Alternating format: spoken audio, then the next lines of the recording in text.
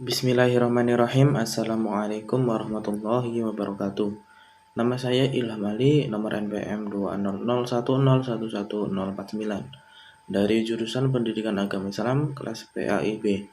Di sini saya akan mempresentasikan hasil dari jurnal ke-12 saya, yaitu dengan judul kalimat baku dan kalimat tidak baku. Untuk menyingkat waktu, mari kita mulai. Bahasa Indonesia memiliki berbagai fungsi dan juga kedudukan yang menjadikan sangat sakral dan dijunjung tinggi oleh bangsa Indonesia. Salah satu kedudukan bahasa Indonesia yaitu sebagai bahasa nasional. Bahasa Indonesia sebagai bahasa nasional mencerminkan nilai-nilai sosial, budaya yang mendasari dari rasa kebangsaan. Hal ini berarti bahasa Indonesia menyatukan banyak bahasa daerah antara suku di Indonesia sehingga terbentuk suatu kesatuan dan rasa kebangsaan. Seperti saat di sekolah, di kampus, di tempat kerja, dan di lainnya, namun terkadang bahasa digunakan tidak baku, sehingga kegiatan komunikasi antara pembicara dan pendengar kata akan terhambat akibat ada kata-kata yang tidak diketahui oleh satu pihak. Maka di sini penulis dapat merumuskan beberapa masalah, yaitu yang pertama, yang ke satu yaitu pengertian kalimat baku dan tidak baku, dan yang kedua yaitu bagaimana ciri-ciri kalimat baku dan tidak baku, dan yang ketiga yaitu apa fungsi dan kegunaan kata baku. Yang pertama kita bahas pengertian kalimat baku dan kalimat tidak baku. Yang pertama kata baku. Pengertian kata baku adalah kata yang digunakan dan telah sesuai dengan kaidah atau pedoman bahasa suatu yang ditentukan. Pengertian kata baku ini merupakan suatu kata yang aturan dan ejaan kaidah bahasa Indonesia sudah benar beserta bersumber dari KBBI atau Kamus Besar Bahasa Indonesia. Biasanya kata baku digunakan untuk penulisan atau penggunaan kata-kata yang bersifat resmi, baik dalam suatu tulisan maupun pengungkapan kata. Umumnya, kata baku digunakan sebagai dengan kaidah bahasa Indonesia yang telah dibentuk sebelumnya.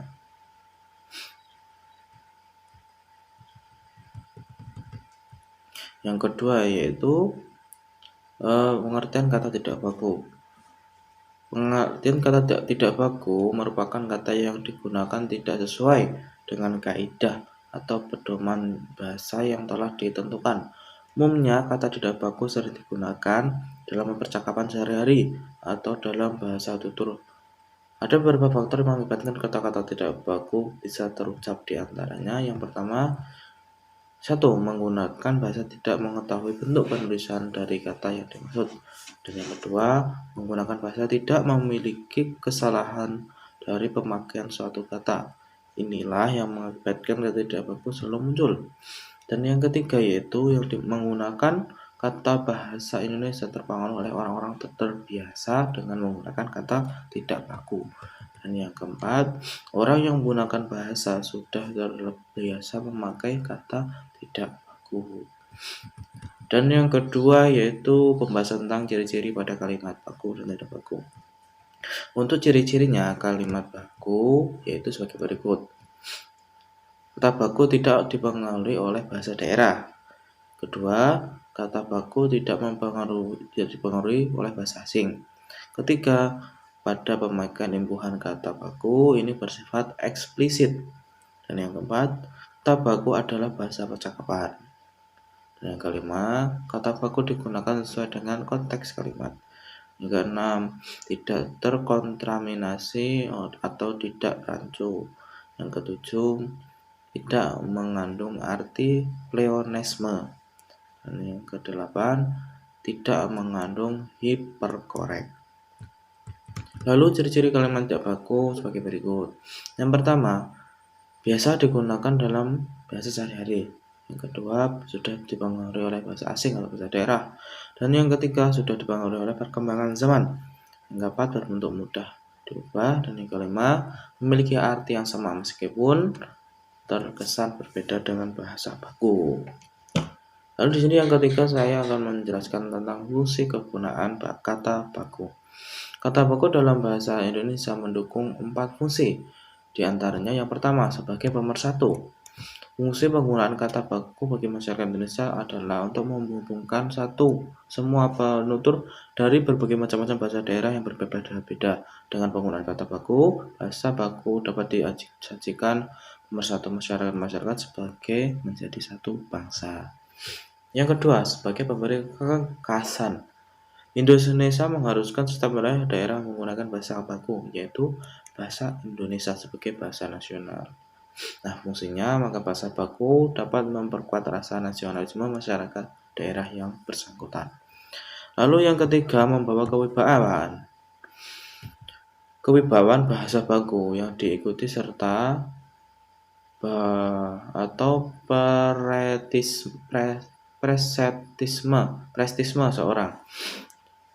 Fungsi pembawa kewibawaan bersangkutan dengan usaha seorang dalam mencapai kesederajatan dengan peradaban yang diagumi melalui pemerolehan bahasa baku sendiri bagi seorang penuturnya atau pembicara mahir bahasa Indonesia yang baik, benar di suatu masyarakat akan memperoleh wibawa di mata masyarakat tersebut.